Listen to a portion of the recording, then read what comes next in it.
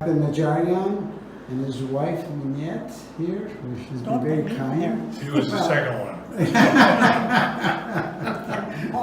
And Paul Kui. Paul Kui worked with Dr. Najarian at the University Hospital, and so we got them together. And at the end, I'll probably ask some questions of Dr. Najarian about what was it like to be Armenian growing in California and something about the family, very briefly. But the important thing is for Paul Kui and Dr. Najarian to get together and meet. So we're at Botwell's Landing. We're at Oak Park. Oak Park, Oak Park Senior Living. Yeah. Oak Park, Old People's. Senior Living. No, we're not going to say that. You're a senior. Okay. John, as far as your childhood memories, living as an Armenian in California, and I can't remember what it was, maybe you can tell me, did you feel different, or was there any stories that you can tell me about how you were treated? Because I know I was born in Tehran, Iran as an Armenian, and you know, sometimes I wasn't treated very well, but in general at that time, Iranians were very open, and they loved Armenians because they were the educators and whatnot. But what's your experience of early childhood in the town that I've forgotten? I have the book. Well, you know, it was interesting because my dad was born in Armenia. Okay, yeah. And was my mother. Yeah, okay. And so basically we were first generation. Okay. And as a result of that, what would happen is it never failed. Saturdays and Sundays were set aside to go to another Armenian's house, and we go there. And why do we go there? Because they're Armenian. No other reason. We don't know them, but they're Armenian. And so we go there and have an outstanding meal, and in a while we kind of figured we were bumming off our friends, but it was very nice. And in California, where I was born in Merritt Hospital in Oakland, California. Oakland, okay. And where I was born, there's a fair number of Armenians. And as a result of that, my dad knew them all. Okay. And my dad was a rug salesman. Oh. Had his own store on, I don't know if you remember San Francisco well, but his store was right next to Sherman and Clay. You remember that? No. On Sutter Street, San Francisco. I know where Sutter Street is, but no, I don't. You know, I actually worked there for about 6 months when we were doing a building, hospital building. Well, No. It's off of Powell Street. Powell Street, okay, Powell and Sutter, okay. Powell Stockton. Yeah. and it was quite an experience for a variety of reasons. So you lived in San Francisco for a while when your father had a rug store? No, always was. I was born and raised in Oakland. Oakland, and then your father had a store. Pardon? Your father had a store in Oakland? In San Francisco. Oh, in San Francisco. Yeah. But you didn't live there. No. You just went across the bridge. Yeah, I see. that was the Not most the bridge. important thing.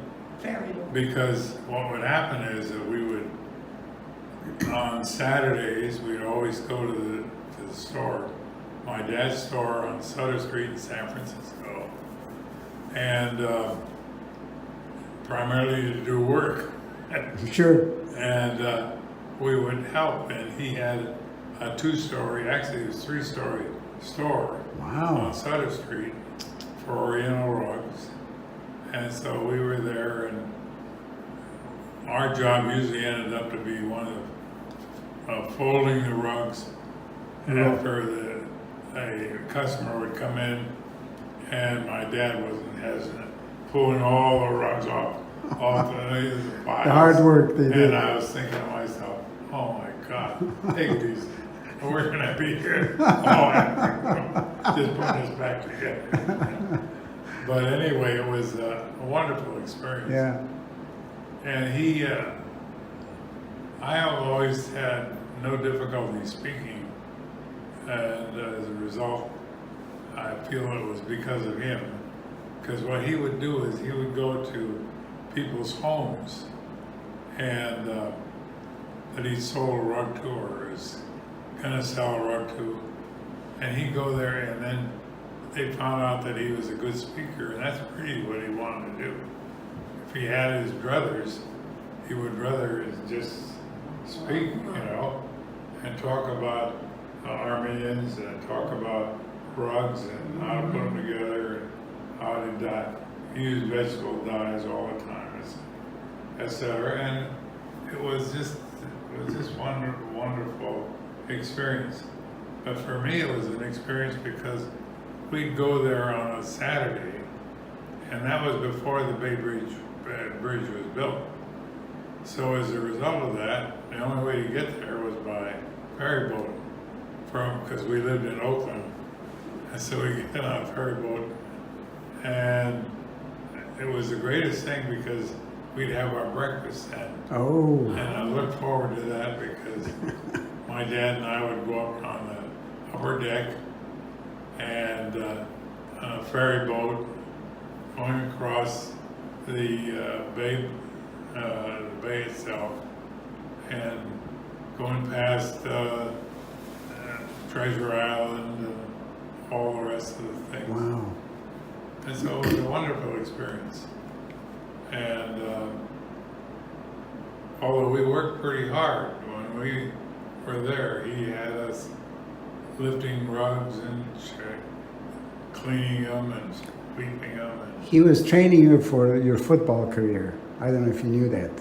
I talked with him. He said training you for the build some muscle. I don't know. But I was always kind of pardon the expression, a bullshitter. So I was out there talking a lot, and as a result, Did you do some sales? You mean I enjoyed it. talking about the rugs?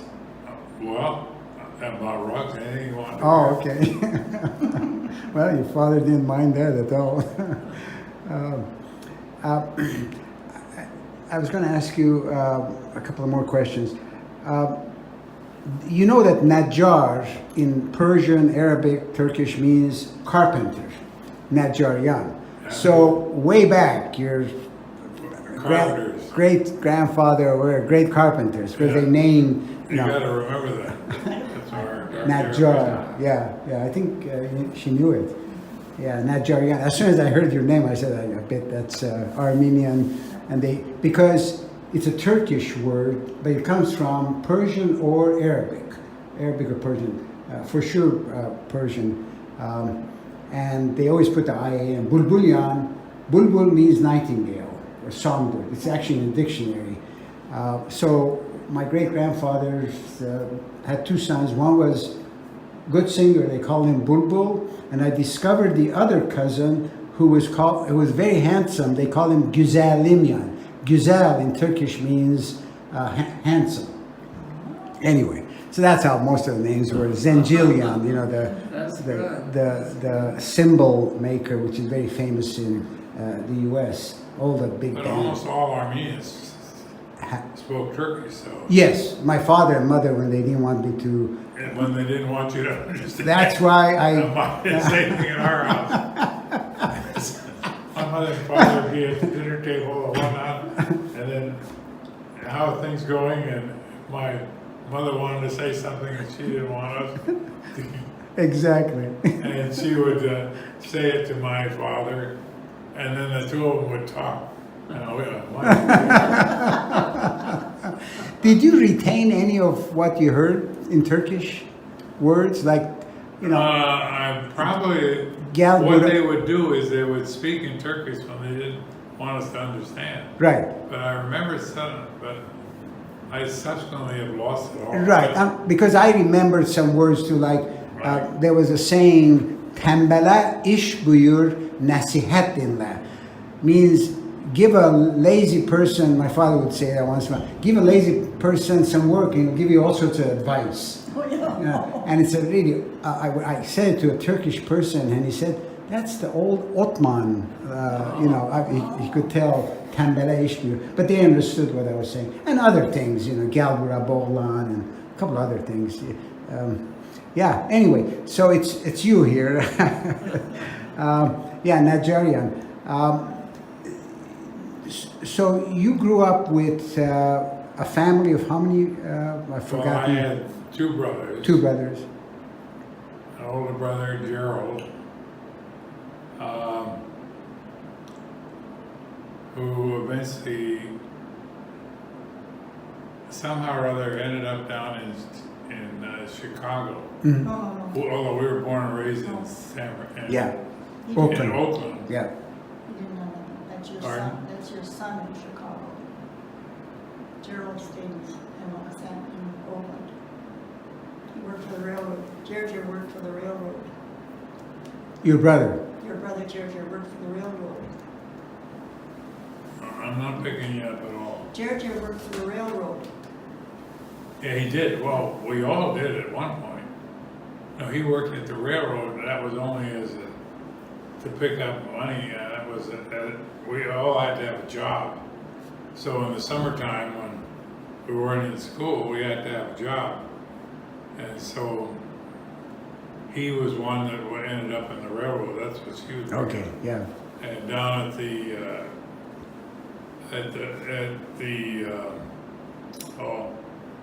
Switchyard. I guess it's we called East Oakland. Switchyard.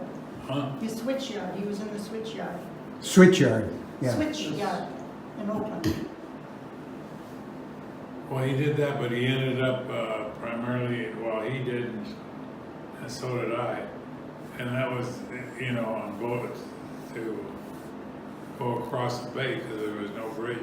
What happened to him? Did he kind of evolve into? Did he kind of follow you? No, he's still alive. He passed away. And how come nobody told me?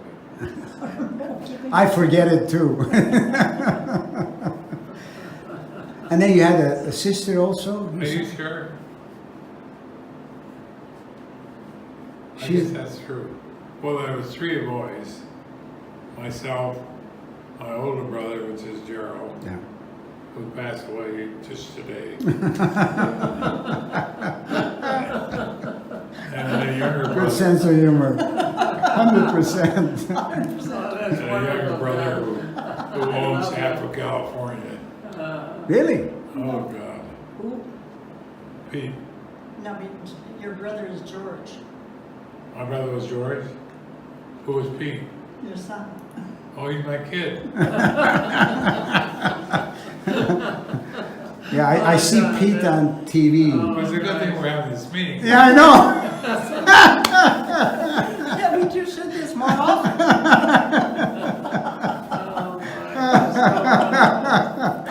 Oh boy, I think I've laughed that much for a while. Anyway, Gerald was the oldest. Yeah. And I don't know how he died. He was alone when he died, so I don't know how he died either, but he was sickly for a while, shortly before he died. And then there was Gerald, and then George Lincoln. Who? George Lincoln Najarian. Is that His younger brother. Oh, okay. Oh, that So, was my father's idea. Since his birthday was in February, 12th of February. he should have the middle name of Lincoln. why not? It's a good George one. Washington Yeah. and he Had nothing to do with the date of Lincoln, but anyways, because well, he was born on Lincoln's birthday. I'm curious. My parents always gave me, not always, to my brother and me, we had middle names, always. Francis Aristakis Bulbulian is Right. mine. What was your middle name? Did they give you a middle John name? Sarkis. Sarkis. Okay. Yeah, Sarkis is very standard. Yeah, John Sarkis. What does that mean? Sarkis, I don't know. It's I just think a it's typical like first it's name. John or Yeah, it's Yes, I think we always thought it was John, but I wasn't sure. it could be. John. I've forgotten. John. Yeah, John. I've forgotten. John. Yeah, Sarkis. Yeah, I've forgotten. I would have known many years ago when I was back home. I was just going to ask you, so how did you end up, you went, because of your smarts, you went to the University of California? Berkeley, yes. Berkeley, yeah, I remember that. I've read your book, but that was a long time ago. My wife and I were fighting over who's going to read the book.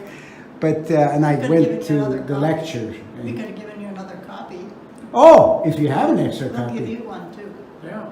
Oh, that'd be great. Yeah, I was looking for my copy. I know John signed I it. got your book. I love John's. Oh, do you? Yeah, you gave, or I purchased the book from you. Oh, And heavens. Oh, you for gave heaven's it sakes, to- John, you gave it to if you the try to church. pull that stuff. So it was tax deductible. So you have the book? I have it. Okay, I was Yeah. going to give you my copy. That's why I was looking. I was a little late because I was looking. Oh, no, I should. No, it's I'll right give you in some the more copies. bookshelf. Yeah, I think. With you? I have, they're in your room. Yeah, I think I gave mine to my cousin in Rochester, Dr. Bulbulian. Do you remember Dr. I Bulbulian? remember Yes, that. Yeah, I Arthur. remember that. Because he worked at the Mayo Clinic and he invented with three others, he Yes, invented yes, the, yes. you know, mask Yeah, for yeah, robots. the The mask. BLB mask. Oh, bullion, yeah, it was. Unbelievable. Are you a genius or? My wife is very sharp as far as memory. BLB mask, I'd forgotten. You Yeah. know, the Anyway, elf, the yeah. elf is Loveless. Yes, Loveless. And I was his second, I was his scrub nurse in Oh, Albuquerque, and he scrubbed with him too. oh, When he okay. was in the service.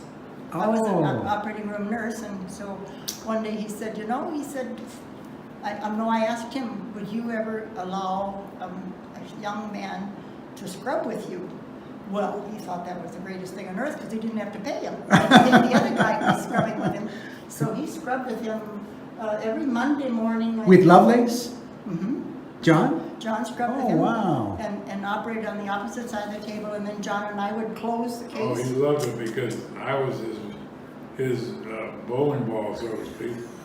Because we'd start on Monday morning, and I would start a room, and he'd start a room.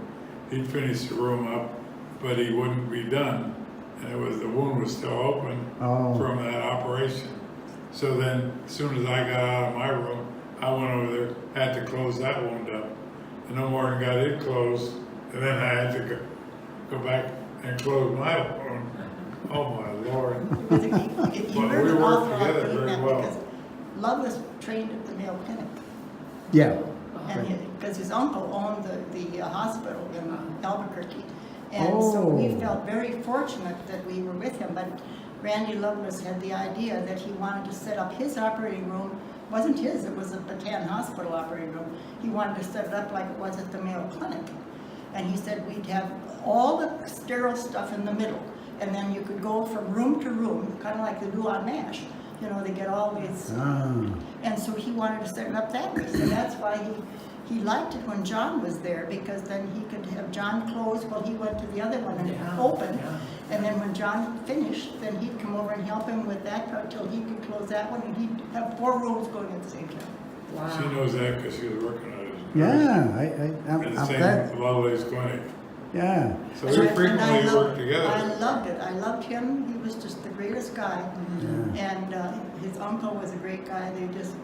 And they were so good to John to let him do that because he learned so much. I think that's a great thing for them Yeah. because they learn the A part of mentor life. is so important. I know that. Yeah, Yeah. and for them to like you a lot. And, Yeah. uh, Well, I don't know. We kind of got into that just because I was Sorry. going to say, no, that's fine. I'm Sorry. glad we did. It's interesting I didn't mean to. because I gave your book, which you signed for me, I couldn't find it. My wife said, well, I think you gave it to your cousin. And that's the daughter, the youngest daughter of Arthur Bulbulian, Dr. Bulbulian, has your book. And they kept their home that was built by Frank Lloyd Wright in Rochester. There are two or three houses built for doctors. And so she lives in the house that that Frank Lloyd Wright built Oh, nice. is for that? Arthur. They're- Yeah, it's a they're very good. nice house, They're open. good. Anyway, so I won't make this too long, but I just wanted to know kind of a summary. You went to the University of Berkeley. You went to Berkeley. And then from there, what brought you here to Minnesota? The cold climate and I all. think you're looking at her. Oh! No, No, it wasn't. You didn't want to come back. No, I didn't never want to. Oh, you were from California too? No, I was from No. Minnesota. Oh, And it Minnesota. was cold and freezing, and I worked like a farm my tush off. I had to drag her here, Yeah. you know. She was yelling and screaming. I was dragging her in. That's a fairy tale, but a good story. And I always will say the same thing, but I didn't kick it all. I said wherever he needed to go, that's where we went. Okay, I'll keep that in, for Well, it sure. worked out very well because Randy Lovelace, who owned the Lovelace Clinic, basically felt that she was a good nurse, a scrub nurse. So she would be a scrub nurse going from room to room. And as soon as he'd finish the case, she'd go in that room and close the wound. And then at that time, I was working in a situation where I could get there like 1 or 2 days a week and help on closing wounds. So I was closing the wounds, and he thought this was a great deal, so continued on. Kept doing it Wow, on, that's wow. good. So you came to Minnesota, we didn't finish the conversation. Why did you come to Minnesota? Why did I come to Minnesota? You got an offer from Mayo Clinic or from the Lovelace, or was it the university? Why did I come to Minnesota? It I've was, been trying to think about that. it was Bob Good. He was the head of the search Yeah. committee, and you guys. Oh, you're Oh. right. Yeah. Good thing you brought him. That's why he came here. He wasn't. Bob Good was in charge of their search committee to look for a surgeon Uh-huh. Yeah. to fill an empty surgical spot at the Lovelace Clinic where Bob Good worked. Yeah. Oh, I see. So that was a connection, Bob Good. And so it was an accident, and we got together, and I began closing wounds, and he thought it was the greatest thing since sliced bread, because what he would do is he'd go in and operate, then he'd leave the wound and Yeah. go into the next operating room. And so I was one behind him closing the wounds, and that's how I met her, because Oh, okay. Oh, she in was the the nurse, nurse. Okay, right. his nurse at that time. Yeah, that's And Mignette. so next thing you know, we were going together, and then That's fantastic. Yeah. Yeah. And you stayed. Then you decided. When did you go? When did you get invited to go to the university? to the university. Yeah, University of Minnesota. Was that? Yeah, I'm trying to remember. That was the Bob Good. Bob Good brought him here. Oh, Bob. Oh, so Bob Good brought him to the University of Minnesota. Yeah. Okay, so that's okay. That Well, answers. anyway, you guys got to know each other. Yeah. And the best thing that happened to the University of Minnesota was having JohnNajarian as our new head of surgery. Oh. He was the professor and head of surgery. Wow. And things changed. Anything locked? No, it's open. It just. I think there's a. It's just the wind. I think that's the elevator. When the That's the elevator. elevator? Yeah, Yeah. there's the elevator in there. Yeah. Oh No, my God! when it's John came, things all changed Fantastic. for the better. Good. It's a- Well, you put the university on the map. I mean, that's Yeah. that's everybody knows that.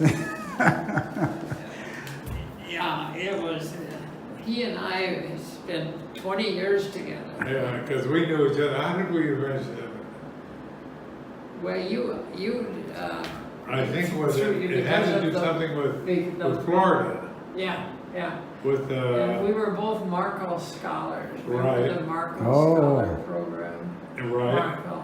I do recall that. But then it was the Medi clinics in Florida that we really got to know each other. Yeah. Yeah. Yeah. These guys swimming and Yeah. we had all these lectures and we'd each give a lecture every morning. And I'll just mention that John, was a great storyteller. And then I told Norwegian stories. And, Yes, we know that. I love Norwegian students. yeah. And so one day I was giving my lecture and I could tell no one was listening and they were stirring around. Finally someone raised his hand and I stopped talking and he said, you forgot your story. Remember that thing? And so I said, oh, yeah, I did it. So I ripped off my story, my little story. Everybody relaxed, and I finished my talk. It's true, it's unifying. It's unifying. Well, you got it. It was. And John would always have a story, you know. Both he and I did work in the same way. You had to have a certain amount of humor in your Yeah, presentation, because if you didn't, that's the right. presentations we were given were ones down in Florida or, you know, somewhere else. And at the last place, you want to give a dull, straight, changing presentation. That's right. Yeah, all good presentations. Even when we make presentations on architecture, whatever, I just always find something that is a little funny, you know, and Yeah. just throw it in there. I'm going to put why don't you give me the book so I can document it on this video. Minette brought some books. Wow, nice. You want to open them for you? No, it's okay. I love the book.